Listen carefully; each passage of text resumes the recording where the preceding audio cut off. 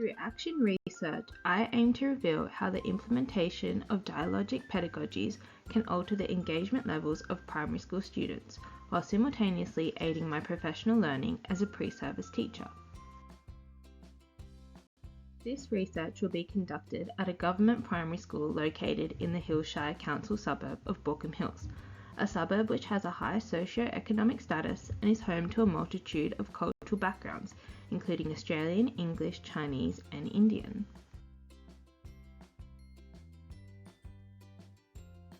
Incorporating 21st century pedagogy into their approach to learning, the school ensures that its students are provided with quality education, ensuring they become active and engaged 21st century citizens.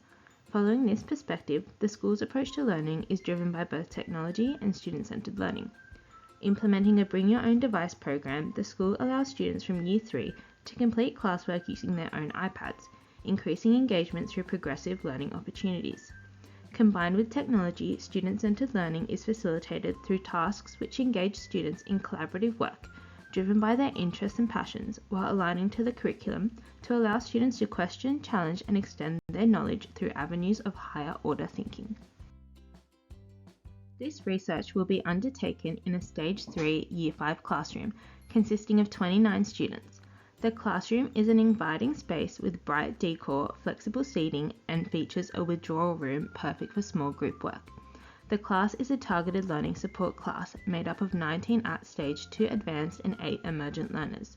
Students come from a diverse range of social and cultural backgrounds, with 70% of students identifying as EALD. The classroom teacher is approachable, understanding, and fair. His pedagogy aligns with the school's values and approaches to learning through the implementation of 21st century pedagogy and student-centered learning. Additionally, as a learning support class, his approach to learning encourages effective differentiation. Although the class benefits greatly from their teacher's approach to learning, their engagement during English lessons has faltered due to the subject's focus on individualized work. Exploring students' engagement during English lessons using the Me framework, I've been able to acknowledge how students' motivation towards learning declines once avenues of collaborative, student-led learning are closed. This lack of engagement leaves students completing low cognitive tasks with little to no intrinsic value. In order to reinstate students' engagement during English lessons, I will draw on the 21st century pedagogy of dialogic classrooms, a learning approach which encourages the Me framework's high cognitive, effective, and operative experiences through collaborative student-centered learning.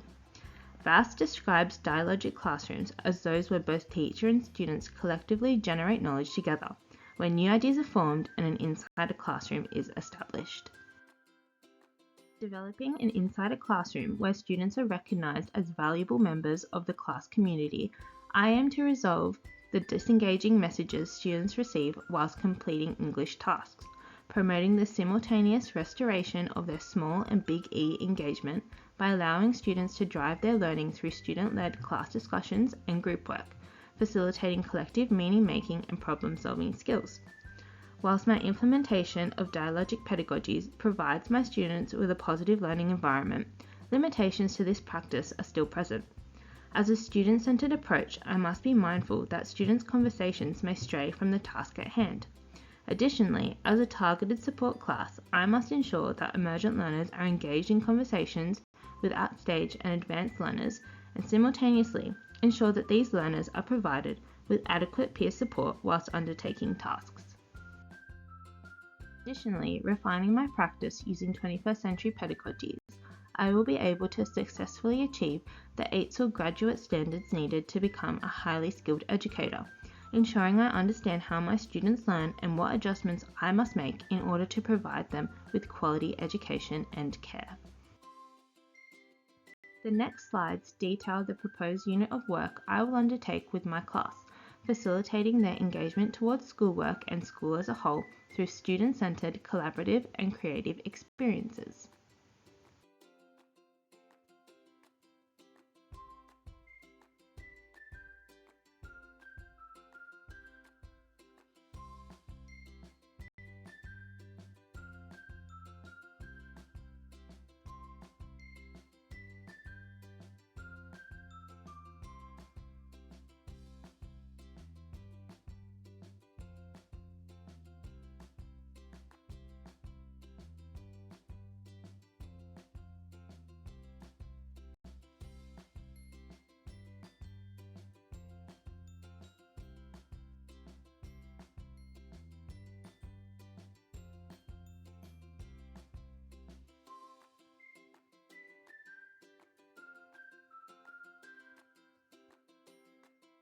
Whilst undertaking the proposed unit of work, it is essential that I gather data from my students as well as record data of my own.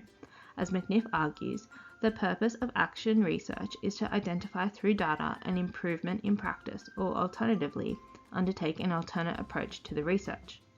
As each lesson has various data collection advantages, I will be collecting my data triangulally, that is, through 3 different sources. The 3 sources of data I will be collecting include observations, student work samples, as well as student self-reflection slips. Additionally, aligning the collected data against the ME framework, the English syllabus, and the literacy progressions, I will be able to understand whether my pedagogical approach of dialogic learning has improved my students' engagement in English lessons, and moreover, whether it has improved their understanding and fluency towards creative writing concepts. Before collecting my data, I must ensure that I take careful consideration on how I will obtain, store, and analyze my information. As McNiff emphasizes, researchers must adhere to the principles of research ethics, ensuring that all information remains confidential and that it is interpreted honestly and with integrity. As a form of formative assessment, I will undertake student observations throughout each of the proposed lessons, gaining evidence towards students' engagement and understanding of lesson content. Burton and Bartlett emphasized the importance of teachers remaining passive whilst undertaking an observation. In contrast, Churchill et al. Suggest teachers who provide subtle feedback during observations serve to improve students' understanding and learning. Combining both researchers' ideas towards passive yet subtle observations, I have created an observation checklist which I will use to gain an understanding of students' behavior and learning, and simultaneously acknowledge the affordances or limitations of my pedagogical shift. Observation data will be collected during group activities and at the closure of each lesson, where activities are central to student-led learning. Using my iPad for ease of accessibility, I will record my findings while I visit and observe each group, discerning their levels of engagement, motivation, and providing feedback accordingly. Utilizing observations as a form of assessment will provide me with many affordances. Observing students in their natural state will allow for genuine observational data to be recorded. Similarly, using a checklist, I will be able to gather quick, quantitative data on all students, and so too observe behaviours which I had not previously been aware of, allowing me to improve my practice as an effective teacher. Although there are many affordances to using observations for assessment, limitations are still present. As a large class with a diverse range of students, it may be difficult to observe and record meaningful data whilst managing the learning needs of my students. Additionally, my checklist may hinder my ability to categorize data appropriately due to the predetermined criteria. To further enhance my understanding of how dialogic pedagogies can assist the engagement and motivation of students towards their work, I will be collecting student work samples throughout the proposed unit of work. By taking pictures of students' completed work done in their workbooks, I aim to create a portfolio for each student, documenting their progress and improvement and simultaneously aiding my own knowledge as to how to approach future lessons. Students' work will be photographed at the end of each activity using my iPad for convenience.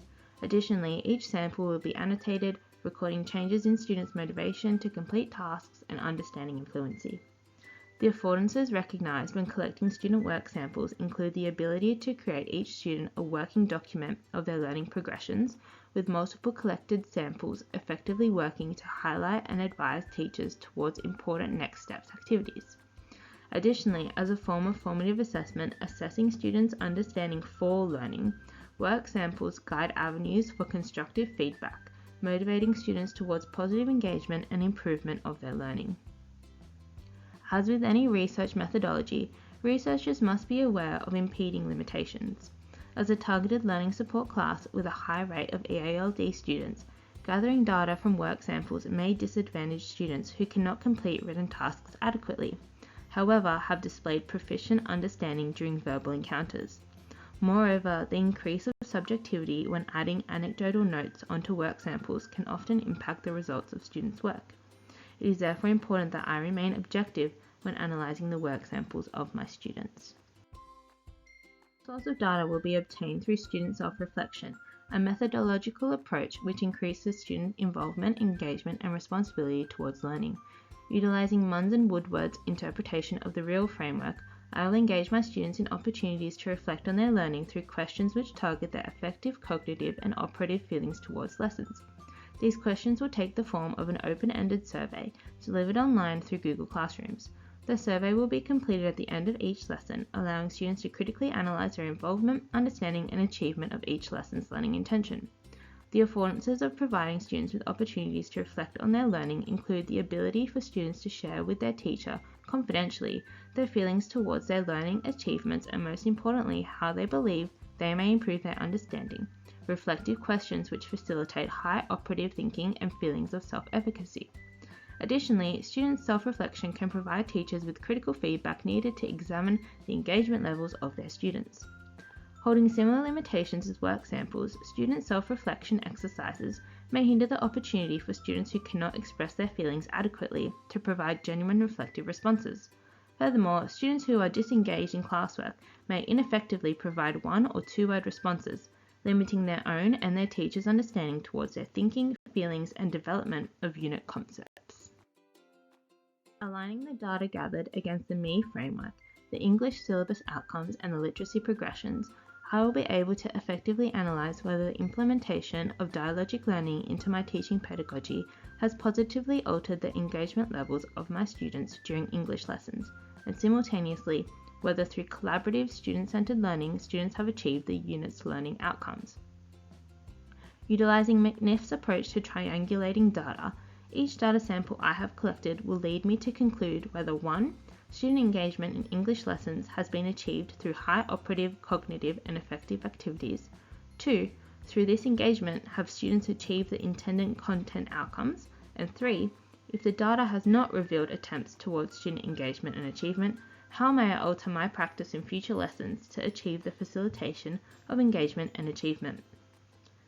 Analysing my observations and students' self-reflections, I will be able to understand whether students' engagement towards English and engagement towards school as a whole has improved through dialogic pedagogies. Alternatively, analysing students' work samples, I will be able to acknowledge students' achievement of lesson outcomes. By placing each student's data in sequential order, I will be able to observe their changes in engagement levels and therefore understand the impact my pedagogical change has had upon students' participation and motivation. The markers of engagement and achievement I will be looking for during my analysis are included on the following slides.